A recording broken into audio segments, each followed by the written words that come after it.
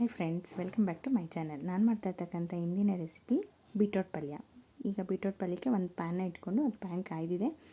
ಒಂದು ಸ್ವಲ್ಪ ಸಾಸಿವೆನ ಹಾಕ್ಕೊಳ್ಳೋಣ. ಸಾಸಿವೆ ಹಾಕ್ಕೊಂಡ್ಮೇಲೆ ಒಂದು 2ರಿಂದ 2.5 ಸ್ಪೂನಷ್ಟು ಆಯಿಲ್ನ ಸೇರಿಸ್ಕೊಳ್ಳೋಣ. ಆಯಿಲ್ ಕಾಯ್ದಮೇಲೆ ಸ್ವಲ್ಪ ಕಡಲೆಬೇಳೆನ ಹಾಕ್ಕೊಳ್ಳೋಣ. ಕಡಲೆಬೇಳೆ ಹಾಕ್ಕೊಂಡು ಕಡಲೆಬೇಳೆ ಸ್ವಲ್ಪ ಬಣ್ಣ ಚೇಂಜ್ ಆಗ್ತಿದ್ದಂಗೆ ನಾನು ಒಂದು 8 ಎಸಲಷ್ಟು ಬೆಳ್ಳುಳ್ಳಿನ ಸಣ್ಣದಾಗಿ ಕಟ್ ಮಾಡಿ ಹಾಕ್ತಾಯಿದ್ದೀನಿ. ಬೆಳ್ಳುಳ್ಳಿ ಹಾಕೋದ್ರಿಂದ ಬೀಟ್ರೋಟ್ ಪಲ್ಯದ ಟೇಸ್ಟೇ ಒಂಥರ ಡಿಫ್ರೆಂಟಾಗಿರುತ್ತೆ. ಹಾಗೂ ಬೆಳ್ಳುಳ್ಳಿನೂ ತುಂಬಾ ಆರೋಗ್ಯಕ್ಕೆ ಒಳ್ಳೆಯದು.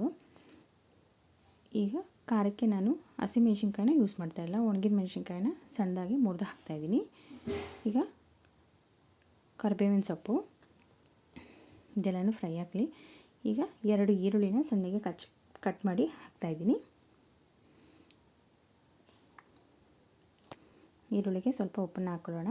ಉಪ್ಪು ಹಾಕೋದ್ರಿಂದ ಸ್ವಲ್ಪ ಬೇಗ ಬೇಯುತ್ತೆ ಅದು. ಈಗ 2 ಬೀಟ್ರೋಟ್ನ ತುರಿದು ಹಾಕ್ತಾಯಿದ್ದೀನಿ. ಬೀಟ್ರೋಟ್ನ ಈಗ ಚೆನ್ನಾಗಿ ಈರುಳ್ಳಿ ಜೊತೆಲ್ಲ ಮಿಕ್ಸ್ ಆಗೋಂಗೆ ಕಾಯಾಡ್ಕೊಳ್ಳೋಣ. ಇದೆಲ್ಲನೂ ಚೆನ್ನಾಗಿ ಮಿಕ್ಸ್ ಆಗಲಿ. ಬೀಟ್ರೋಟು ಅಷ್ಟೇ ಯಾವತ್ತೂ ತುಂಬ ಸ್ಮ್ಯಾಶ್ ಆಗಿ ಬೇಯಿಸಬಾರ್ದು. ಬೇಯಿಸಿದ್ರೆ ಅಷ್ಟು ರುಚಿ ಚೆನ್ನಾಗಿರಲ್ಲ. ಸುಮಾರಾಗಿ ಮೀಡಿಯಮಾಗಿ ಬೆಂದಿರೋ ಹಂಗೆ ಬೆಂದರೆ ಸಾಕು. ಯಾಕೆಂದರೆ ಆವಾಗಲೇ ಈರುಳ್ಳಿಗೆ ಉಪ್ಪು ಹಾಕಿರೋದ್ರಿಂದ ನಾನು ಉಪ್ಪು ಹಾಕ್ತಾಯಿಲ್ಲ. ಅದರಲ್ಲಿ ಸಿಹಿ ಅಂಶ ಇರೋದ್ರಿಂದ ಮೊದಲು ಉಪ್ಪು ಹಾಕಿರೋದೇ ಸಾಕಾಗುತ್ತೆ. ಈಗ ಮೀಡಿಯಮಾಗಿ ಬೆಂದಿದೆ. ಈಗ ನಾನು ಸ್ವಲ್ಪ ಕಾಯಿ ತುರಿ ಹಾಕ್ತಾಯಿದ್ದೀನಿ. ಕಾಯಿ ತುರಿ ಹಾಕ್ಕೊಂಡು ಮಿಕ್ಸ್ ಮಾಡ್ಕೊಳ್ಳೋಣ. ಹಾಗೆ ಕೊತ್ತಂಬರಿ ಸೊಪ್ಪನ್ನ ಸಣ್ಣಗೆ ಹಚ್ಚಿ ಹಾಕ್ತಾಯಿದ್ದೀನಿ. ಈಗ ಎರಡನ್ನೂ ಚೆನ್ನಾಗಿ ಮಿಕ್ಸ್ ಮಾಡ್ಕೊಳ್ಳೋಣ.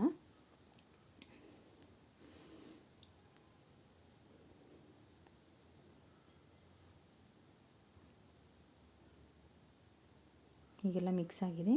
ಈಗ ಬೀಟ್ರೋಟ್ ಪಲ್ಯ ರೆಡಿ. ಇಷ್ಟು ಬೆಂದರೆ ಸಾಕು. ತುಂಬಾ ಬೇಯಿಸಿದ್ರು ಚೆನ್ನಾಗಿರಲ್ಲ, ತುಂಬ ಎಣ್ಣೆನೂ ಅಷ್ಟೇ ಹಾಕ್ಕೊಂಡ್ರು ಚೆನ್ನಾಗಿರಲ್ಲ.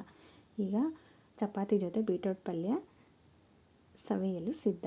Thank you friends. ಯಾರು ನನ್ನ ಚಾನಲ್ನ ಫಸ್ಟ್ ಟೈಮ್ ನೋಡ್ತಾ ಇದ್ದೀರೋ ಪ್ಲೀಸ್ ಸಬ್ಸ್ಕ್ರೈಬ್ ಆಗಿ ಫ್ಯಾಮಿಲಿ ಫ್ರೆಂಡ್ಸ್ ಜೊತೆ ಶೇರ್ ಮಾಡಿ.